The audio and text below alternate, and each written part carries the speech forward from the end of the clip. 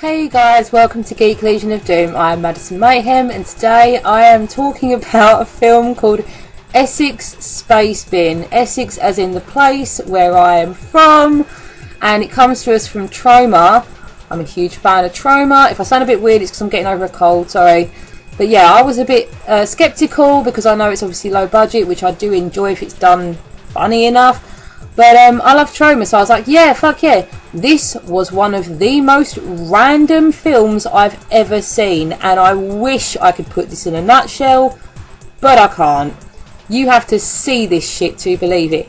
Now, it's set in Chelmsford, which is a town that is sort of near me, and everybody basically has my accent, I guess.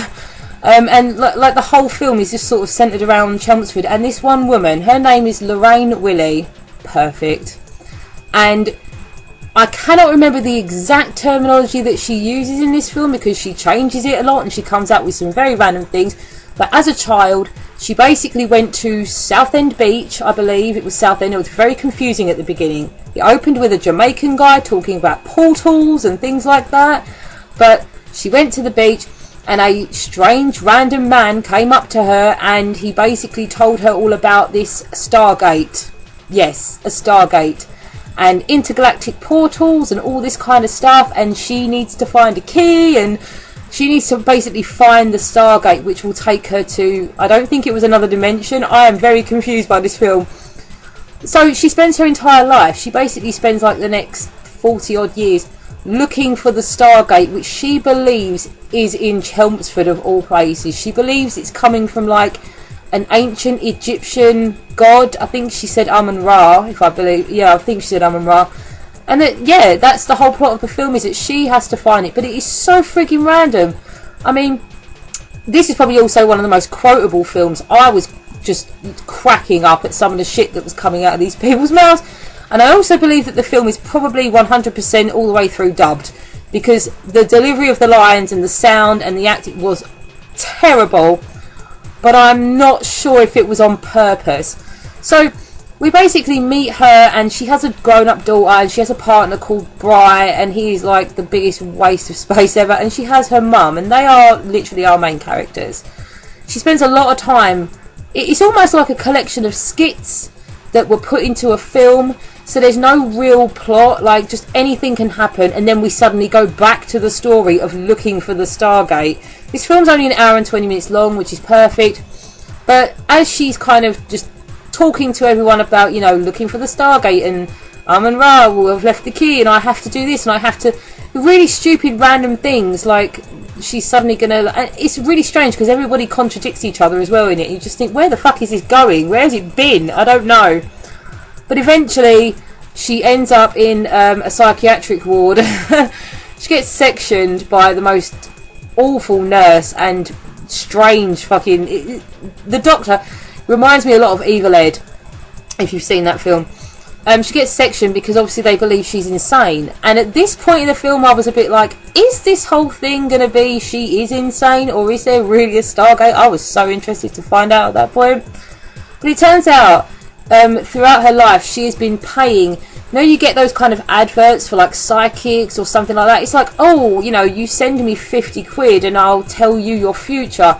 She's been sending the Jamaican guy at the beginning, his name is Hogan, he's been telling her, you have to pay me and I'll tell you the coordinates, and this time if you pay me I'll tell you this bit of information to find the Stargate. So she's been giving him money this whole time, and he's been feeding her this galactic bullshit, which she's just believing completely. Now, there is apparently a reason for this. I won't go into the reason, it's a bit of a spoiler. But about 30 minutes into this film, we then had a CGI moment that was like something out of Lawnmower Man, and I was getting a bit messed up in the head over this. I was like, I don't know what is going on in this film, it's scaring me now. But obviously, she's been sectioned, and at this point, we are about an hour in. Very, very funny at this point. I didn't know that this was a comedy. I just thought it was really, really crap acting and stuff, and that was what was making me laugh. For about an hour in or so. So Bry decides suddenly that he believes her and everything she's been saying is true. He decides that him and his mates are going to go to Egypt, which they do, and find, I guess it was Amun-Ra. They found some really messed up dog looking thing, and his name is actually God Dog. they found God Dog. And they apparently got the coordinates off of God Dog because they came back. She got out of hospital and they decided to go find the Stargate. Oh my god, that is the film. It's so hard to just kind of go, this happens, and this happens, and then that happens, because it's like a sketch show happens in between the actual plot. It's amazing. But the quotes are I had 2 favourite quotes from this. I had to write them down. It was fantastic. She's sitting on the beach at the very beginning as a child, and she's explaining that the man is talking to her about the intergalactic portals and the Stargate, and she says, when he gave me the star shells, it felt like the whole universe was uploaded in my wormhole. The fucking film wins just for that one. And exactly at that moment in my head when this film is traumerific, I said that shit in my head. I would give this film 5 intergalactic stars. I really would.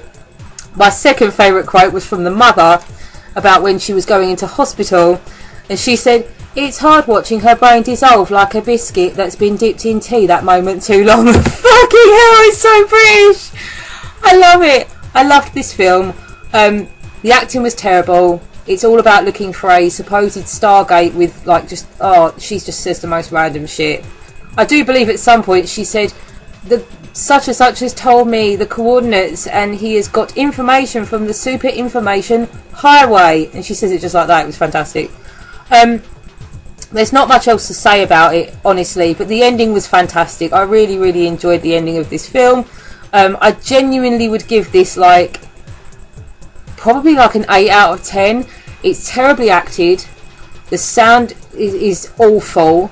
I mean, oh dear God, but I don't know if they did it on purpose. So if they did, then fair play to you, because it was hilarious. The story is all over the fucking place, and I still don't know what was going on. But for the length of it, and just for the when I was watching and realised that this was in Chelmsford now, I immediately started looking for people that I might know in this film. Didn't find any, but I will say the one drawback of this is that they had a lot of random scenes with the Briar character and his friends, and all they did was say the word fuck. They were just going, oh yeah, well fucking yeah, cup of tea, and fuck. It was ridiculous. It pointless, didn't need to be there, and I just thought, well, you're clearly doing that for the shock value. That was the only bugbear that I had with this film. I really enjoyed it otherwise. I thought it was fantastic. You need to go pick it up, and if you're not sure about it, maybe just try and get it off of someone, get it from a friend, I don't know, but you need to go see this. I would give this an 8 out of 10 and rewatch it and hopefully understand what was going on, and I'll see you guys next time. Bye.